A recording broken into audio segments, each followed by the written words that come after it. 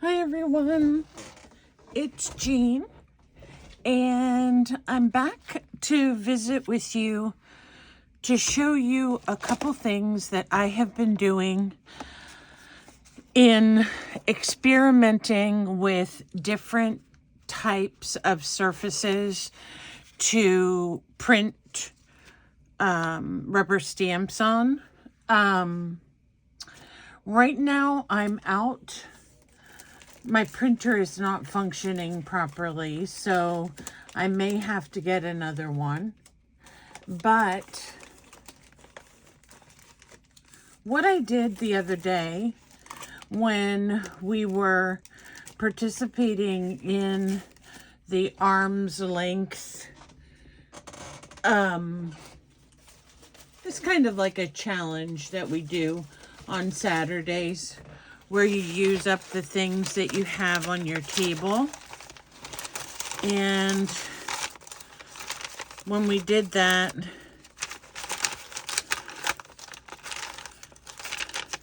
I got out my old vintage stamps that I had, and I went through them to see which ones I would like to use. And I found a couple, and I just wanted to give you some suggestions on what kind of background papers and images or prints that you can use in your projects. Now, one of the things that I had tea stained recently, and now I can't find a piece of it, is some, I call it deli paper, but I think it's more like a lightweight parchment paper. And when you dye it, it comes out really interesting because it has a little crinkling sound to it. And I was watching a video by my friend Caroline from Caroline's Craft Tree, and she was mentioning that as junk journalists, we have the tendency to feel the surfaces of a lot of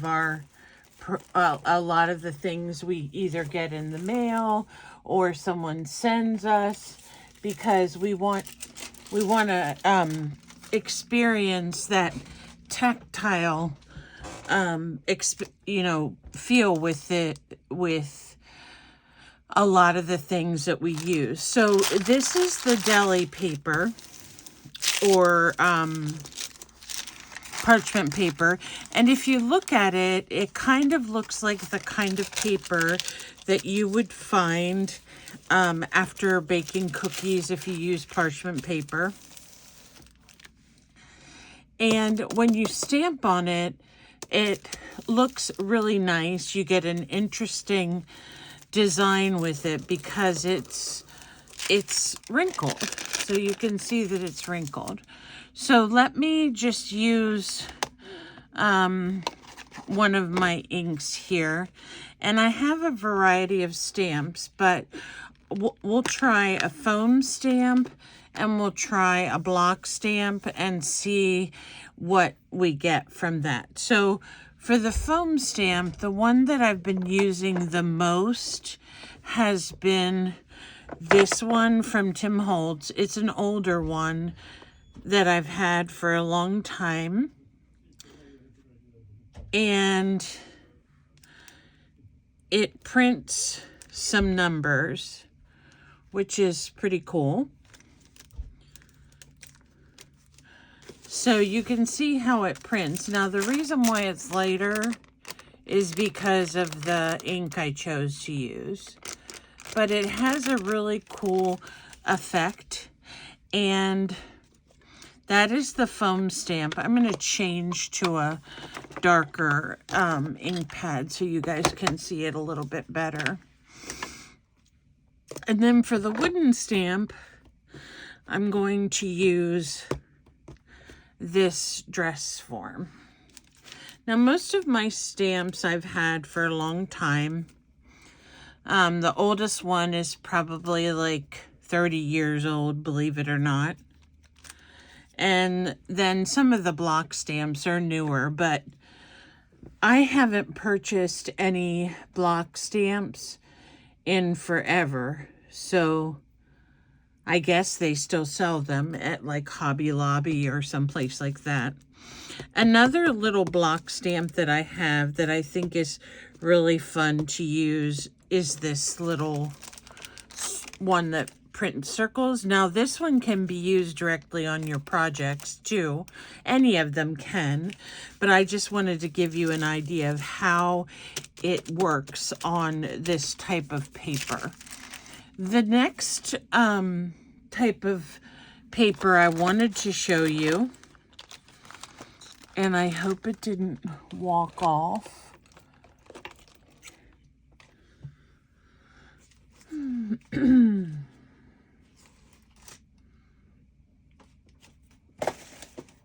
The paper is called, it's actually paper that you get after you dry your tea bag. So it's tea paper, the actual tea bag, and I have some blank spaces on these, so I will show you how it works on those.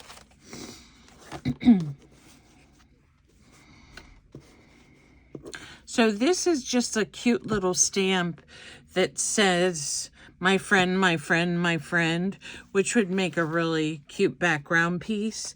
So if you stamp it on the tea paper, you get a really good stamp. And then you can tear these out and add them directly to your tag or to your journaling card. So let me show you this one again, and I'm going to put it over here. It's okay if they run together a little bit if you are using them for collage. Now, if you're using them where you want to be able to cut out what you stamp or tear out what you stamp, then you'll have to tear out those single pieces to put right on your project. That's just a little swirl stamp I got from Tim Holtz a long time ago. So as you can see, stamping even on the tea paper is a really cool effect. So that's what I've done here. I've stamped on some tea paper. So to get that, if you drink tea, what you would do is just save the tea bag and then open up the staple at the top and then dump out all the tea after they've dried, and then you just spread them out and smooth them out, and you have tea paper. So I like using tea paper because it reminds me kind of like a tissue paper. So it is more fragile, not as fragile though as this. So this, you have to use some kind of force to tear it. Whereas with the tea paper, it really does take some effort. The next thing I wanted to show you was how you can stamp on fabric. Now, in particular, this fabric is muslin. So I have already done some stamping on it, but we can certainly do some more so we can see how this works. So I'm going to just use this number stamp. If you don't know already, it's one of my favorites.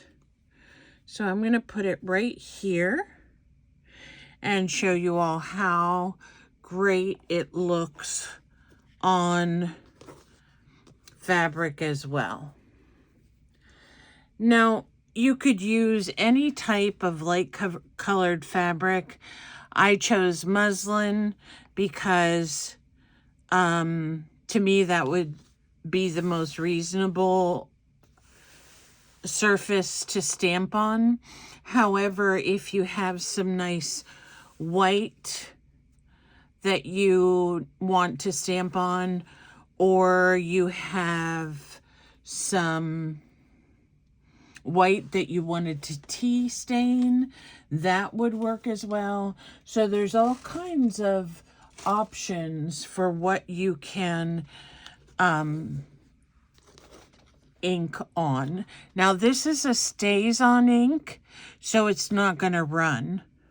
So that means if I want to use one of these pieces in a tag or in a journal, it's not going to run if it gets wet. And that's why we use the permanent ink on the fabric. The next surface I have is actually watercolor. And these are just little leftover watercolor squares that I have. And I was going for a vibrant look on these. So hopefully I achieved that.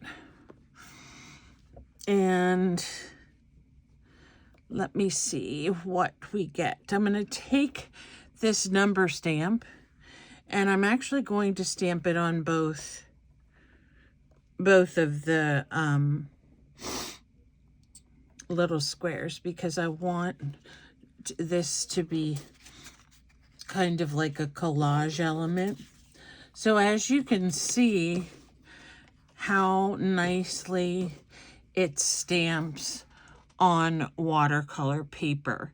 So you're not, some of it you're getting a little bit of the grooves, but not a whole lot. So this stamp, I'll turn it over so you can see it. Of course, it's going to be backwards, but for the most part, you can see with this example that we're getting pretty much all the details on that. So those are other things that you can stamp on. Using a tea-stained paper will give you more of a vintage feel. Now, I have some pieces here that I've worked on. For example, this is the deli paper, and you can see how some of those things came out. This is some really nice tea stain paper, and I love the numbers. The fleur-de-lis may have come out better if I had inked it up a little more. That's one of those stamps that requires a lot of inking. This is a rose stamp, and it's one of the very first stamps that I got. And so it's old. I probably started this craft back in the 90s. So my friend and I, we had bought a bunch of stamps, and we bought clear ink and distress powders, and we would melt our powders over the toaster or over the stove. It was so much fun. That's when we didn't have heat guns. So that is a very old stamp. This is an image that I printed, or I put on muslin. And then here is another image on the tea stain paper, which came out really nice. So I'm not sure if you followed us on the arm's length challenge, but we did a couple different things on that. And I actually had tried to do this video earlier, but my phone wasn't cooperating. So this is the one that I just recently made, and it has the tea stain right here. actually tea paper is what it is. And I think it came out really good. And one of the things that I was mentioning is that usually when I make any type of art, whether it be a journal card or a tag, for the most part, I add some type of 3D element. It's just a habit of mine. And so the tag doesn't look right to me if it doesn't have that. So that's why you see this rose here. And then this gentleman, I use the tea paper, I use some of the muslin, and then I use some of the parchment paper. And I think this came out really cool. This is just a piece of material that was starting to be embroidered, and I just cut that off. Here is a gentleman, and he has the tea paper here and the tea paper here, and he has the parchment paper here. And then this is just like a little cluster and a button to secure it. And then I use the purple theme throughout by putting a strip here and then closing it with, or topping it with that. Now this one was one of the ones we made on the arm's length. And I really like this one because I used some of my homemade texture paste, and I love the way it crackles when it dries. So I'm going to keep using that formula in the future. I need to get some more white paint to make some. So this reminds me, if you've ever seen one of those speech bubbles where the hearts are going out and he's thinking about his love. So this one was just a silly one that I made. I used one of my doodle flowers to decorate here at her neckline. It says cherish stuff, and that's very apropos for me because I have a lot of stuff. I do love it, but I have a lot of stuff. And this actually was a piece of lace that I cut off of a doily, and I tried to use it with the texture paste to create a design, and it didn't really work very well, so I decided to put it on the side here, and I think it looks good.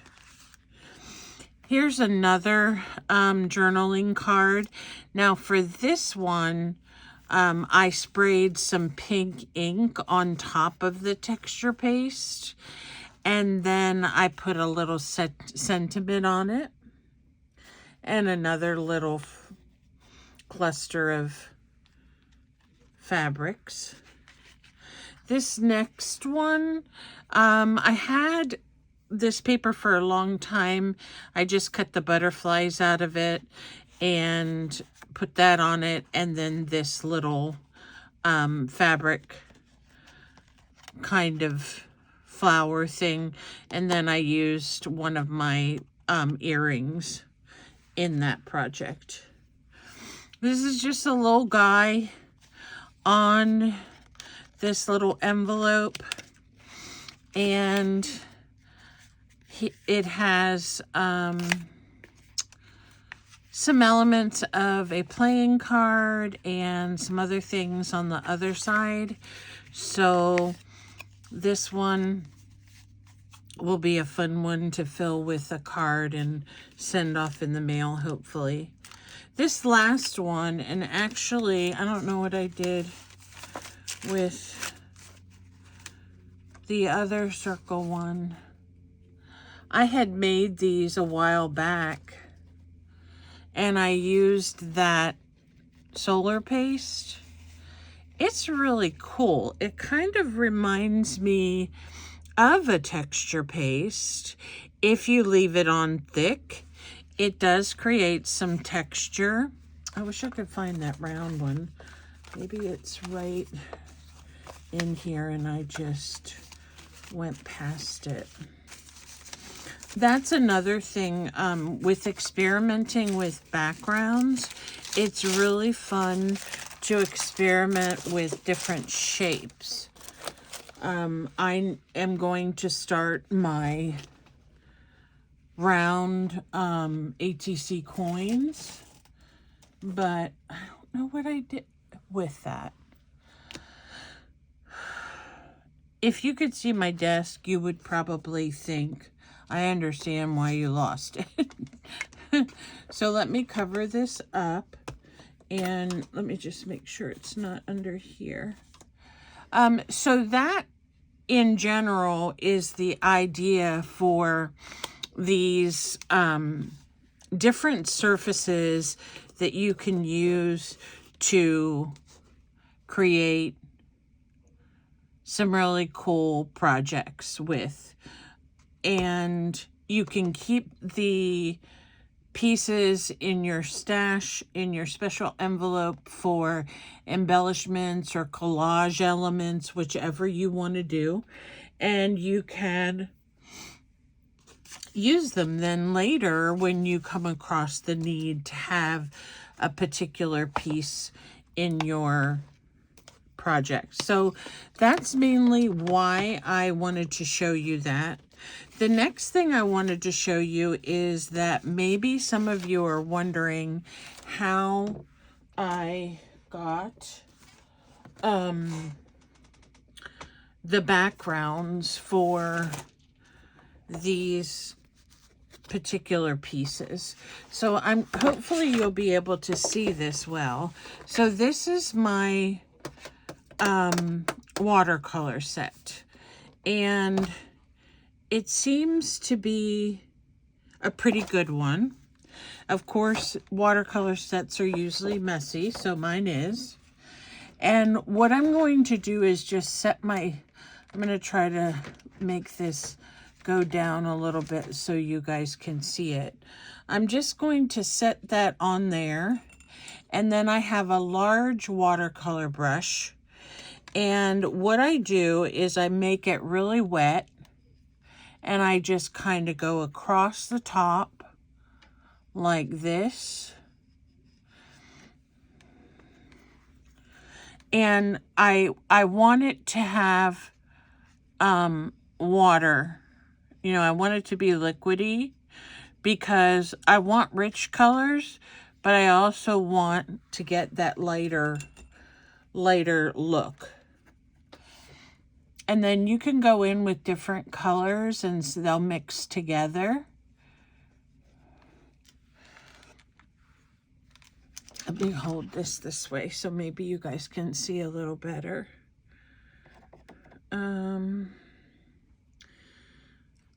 Wanted to keep with a purple and a blue palette, so we'll see how that works. Now you can see how this purple is running. This must have come from another project, so I'm not sure. I'm just taking a lot of the blues and the purples that I have and just kind of running across here and allowing the colors